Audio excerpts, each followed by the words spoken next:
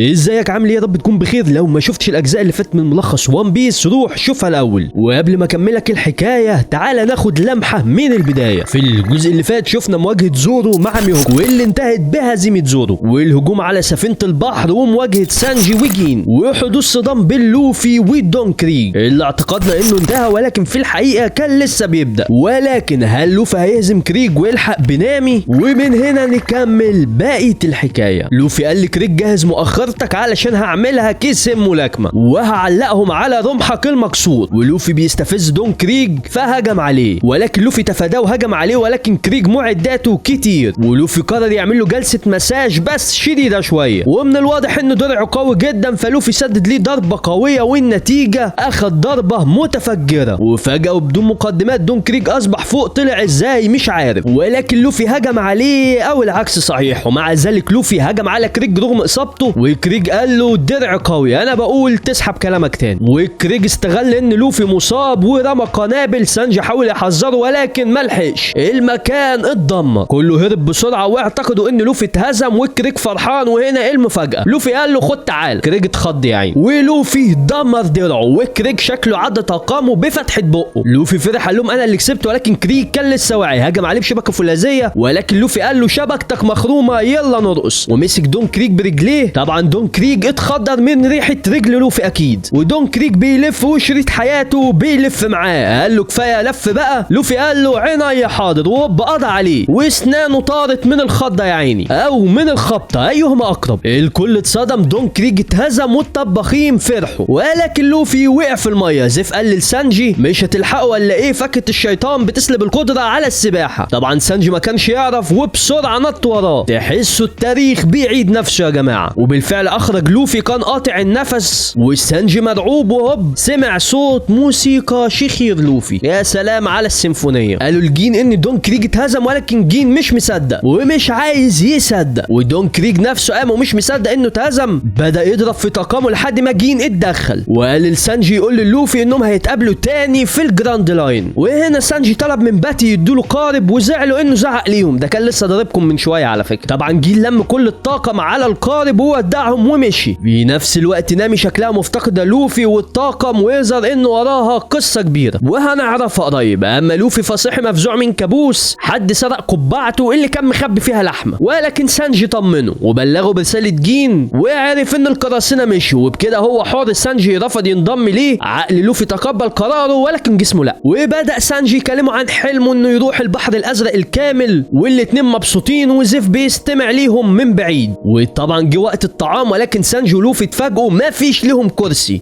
مطعم ما فيهوش كراسي غريبه ديت. لوفي حس ان تصرفهم غريب، وهنا باتي سال على الطباخ اللي طبخ الشوربه واتضح انه سانجي. قال له شوربتك ليها طعم التراب، ويظهر ان الكل متفق على الراي ده. طبعا سانجي اتعصب، وهنا ظهر زيف خلص طبق الشوربه وفجاه كسر الطبق، وديت اهانه في حق الطباخ. قال له ايه الشوربه ديت، انت عايز المطعم يفلس؟ فسانجي اتعصب لانه عملها بنفس طريقه زيف، وهنا زيف ضربه. طبعا لوفي بيتفرج ولا على باله. سانجي اتصدم وساب المكان، ولوفي قال لهم الشوربه لذيذه جدا. زيف قال له كلنا هنا عارفين مهاره سانجي في الطبخ انها ممتازه، وسانجي بالصدفه سمع كلامهم انهم مثلوا عليه علشان يجبروه يمشي ويطارد حلمه لانهم بيحبوه. طبعا سانجي اتصدم من تصرفهم ولكن فهمهم. زيف طلب من لوفي انه ياخد سانجي معاه ولكنه رفض، يا دي النيله، والسبب انه لازم سانجي ينضم ليه بارادته. واتفاجئ سانجي بكائن بيقترب عليه، الكل خرج يشوف في ايه، ده الراجل السمكه، قصدك الراجل اللي اكلته سمكه، ولكن اتضح انه يوساكو. واول ما فاق من الخض قال له احنا لحقنا بنامي، ولكن لو اعتقدنا صح فهي متوجهه لمكان خطير جدا ومحتاجين مساعدتك. لوفي وافق رغم انه مش فاهم. طب وايه الجديد؟ وهنا كانت المفاجاه، سانجي قال له انا جاي معاك، ولوفي طار من الفرحه، بقى عندنا طباخ. سانجي اعتذر للطباخين عن تعبهم في تمثيلهم السيء وبدا يجهز الاشياء الاهم من القارب، واكيد مفيش غيرها اللحمه. طبعا زيف عرض عليه الكتيب اللي دون كريج كان عايزه، ولكن لوفي رفض وكان متوقع ده، وبرضه لسه عايز لحمه تاني. سانجي جمع اغراضه وبدا يسترجع ذكرياته مع زيف وهو بيعلمه الطبخ، ويظهر انه مش لوحده اللي بيسترجع الذكريات. سانجي لسه هيغادر، باتي وكارني هجموا عليه ولكن هزمهم كالعاده، ولسه هيمشي. زيف قال له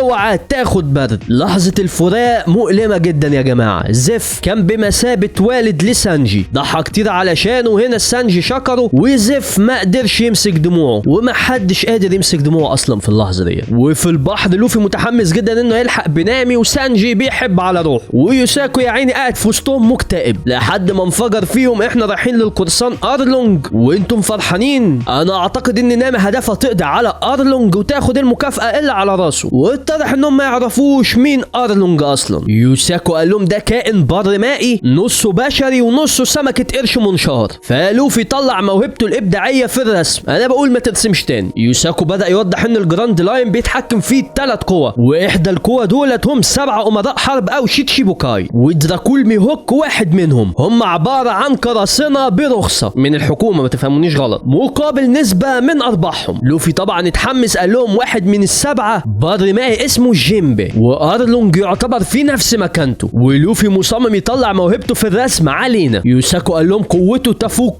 دون كريج بمراحل. فسانجي قال لهم يمكن نامي تطلع حورية بحر. طبعا لوفي ورسوماته. في نفس الوقت كان في عمليه رشوه بين نيزومي وده كابتن في البحريه بشنبات فار، وبين ايوه هو ده ارلونج قبطان قراصنه ارلونج من البرمائيين، وده كروبي احد القاده ال4، وده تشو احد القاده ال4، وطول بقه بينافس طول مناخير اسوب. وهنا يظهر اخطبوط واسمه هاتشي احد القاده ال4 برضه. ويظهر ان نامي وصلت لمقر ارلونج، ولكن فجاه ظهر طفل عايز ينتقم لمقتل والده من ارلونج، ولكن المفاجاه ان نامي ضربته ورمت له نقود. واول ما وصلت ارلونج رحب بيها. مش بس كده، ده كلهم بداوا يحتفلوا برجوعها. ايه الحكايه؟ وقدر اسوب انه يلحق بيها. جوني قال لهم ايه الخطه؟ زورو قال لهم هنهجم على المكان. يا عم هو انت فيك لسه قوه؟ قال لهم لوفي قال لي رجع نامي باي طريقه. طبعا ما وجدوش حل معاه غير مطرقتين في الراس، وربطوه وبداوا يحللوا الوضع. اسوب قال له ما تقلقش انا هرجع نامي، انا اسوب الذي لا يخاف. هوب انبطح. فين الشجاعه يا عم الشجاع؟ قال لهم برمائيين وهنعدي من غير ما ياخدوا بالهم. وده حصل بالفعل. ازاي مش عارف. اسوب مرعوب وزورو متعصب انه ما اتخانقش معاهم، وصوتهم جذب انتباه البرمائيين. ولما عرفوا كده قالوا لزورو مع نفسك ونطوا. طبعا زورو لو شافهم تاني هينفخهم، وهم من بعيد قالوا الله يرحمك يا زورو كنت مقاتل شجاع، يلا بينا نروح القريه نحتفل على روحه. ولكن الصدمه وجدوا القريه مدمره والبيوت مقلوبه حرفيا. جوني قال له البرمائيين قوتهم تفوق البشر 10 اضعاف، ولكن اسوب مش فاهم ايه اللي ساب الاثر ده. فصوت قال له ده وحش اسمه مومو جبناه من الجراند لاين.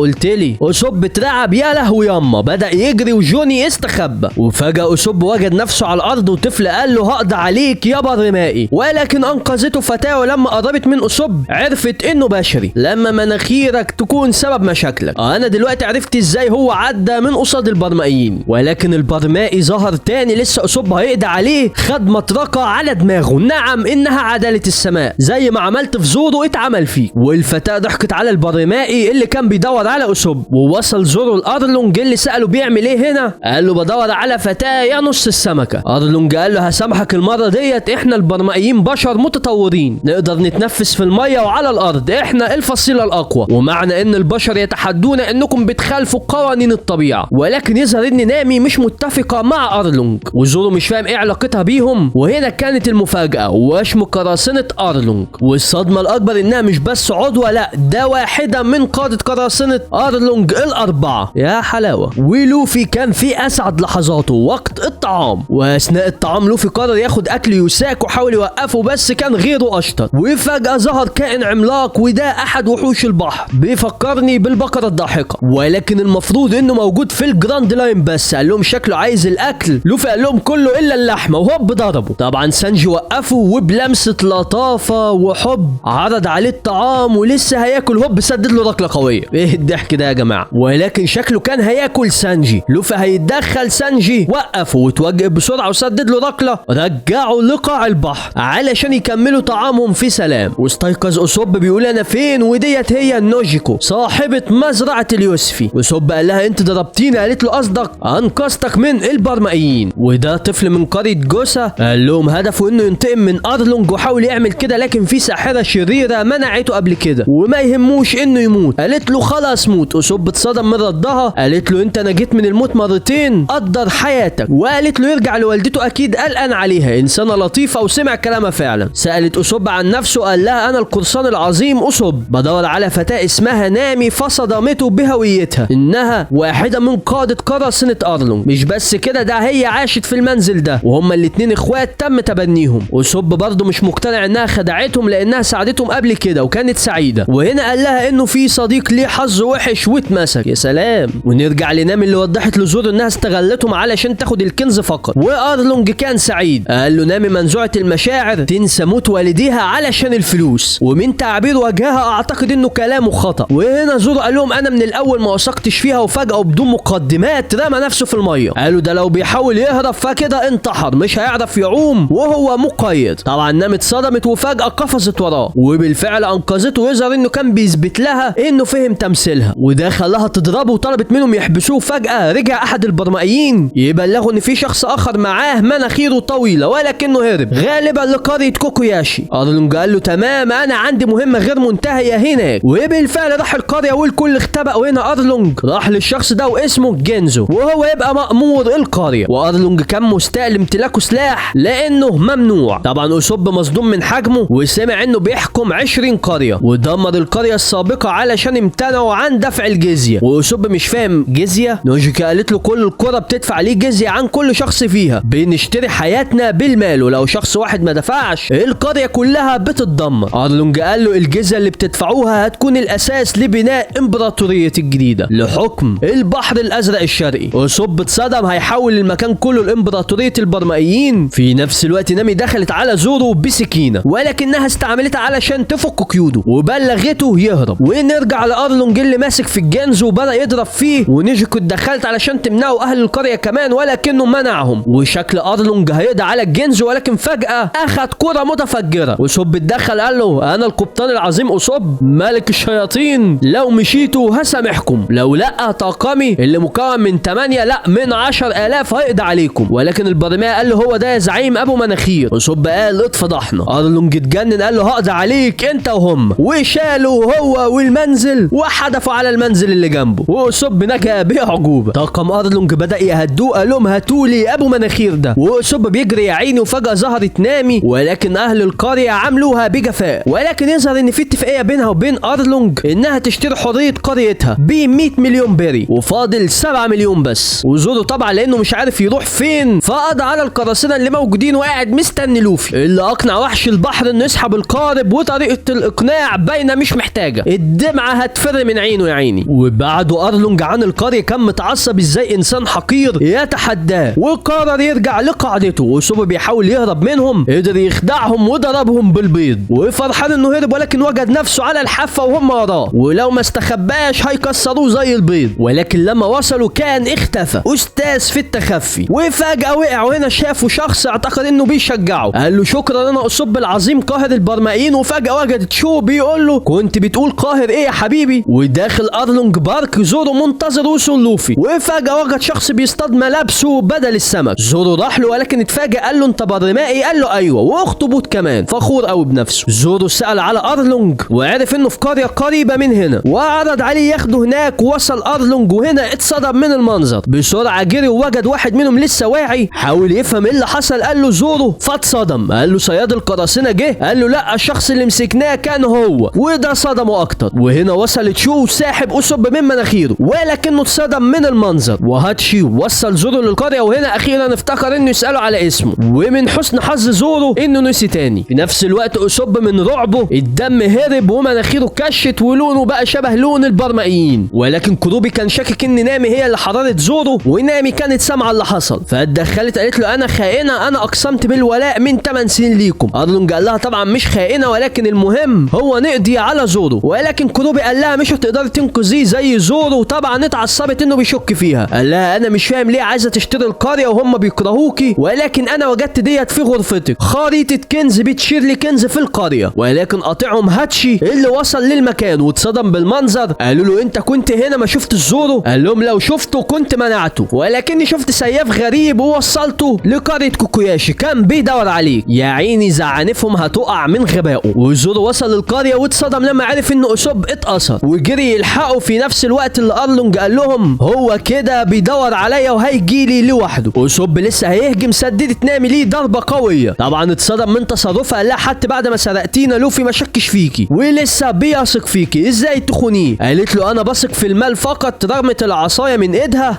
اخدت السكينه قالت لهم انتوا هتضيعوا مجهود 8 سنين. وصب ضحك من تصرفها، ولكن ضحكته اتحولت لرعب بسبب نظرتها. هجم عليها بقنبله دخان لسه هيهرب. نامي اعترضت طريقه وفجاه سددت له طعنه. حتى البرمائيين اتصدموا من تصرفها، طبعا فرحوا بولائها، ولكن جوني كان بيتفرج واتصدم من اللي حصل. كروبي قال لها انا بعتذر عن شك فيكي. قالت له انا ماليش اصدقاء وهدفي شراء القريه وخلاص ال100 مليون هيكملوا، يا ريت تنفذ وعدك. ارلونج قال لها اكيد مفيش شيء عندي اهم من المال. ولوفي وصل لارلونج بارك ومطلع عين وحش المحيط، ولكن يظهر ان نامي كانت مضطره تعمل كل ده. وفجاه المكان اتهز، اكيد ده لوفي. وطلع فعلا لوفي. ايه ده طاير بالقارب يا جماعه. ويا عيني على وحش البحر، كان يوم منيل يوم ما فكر يسرق الاكل من لوفي. وزورو مش فاهم ايه اللي بيحصل، وفجاه وجد القارب داخل فيه، خده بالحضن. وطبعا المكان اتدمر. قال لهم يا مجانين لازم نلحق اسوب. ارلونج مسكه، وفجاه وجد جوني قال لهم اتاخرتم، اسوب مات. اسوب اتقتل، واللي عمل كده نامي. طبعا اتصدموا وكأن حد ضربهم ضربه قويه، فقدوا النطق كلهم. يا ترى قبعة القش هيعمل ايه؟ وده اللي هنعرفه في الفيديو القادم. ما تنسوش تدعموني بلايك وشير للفيديو، وتشتركوا في القناه وتفعلوا الجرس علشان تتابعوا الفيديوهات القادمه اول باول. واشوفكم على خير الفيديو الجاي.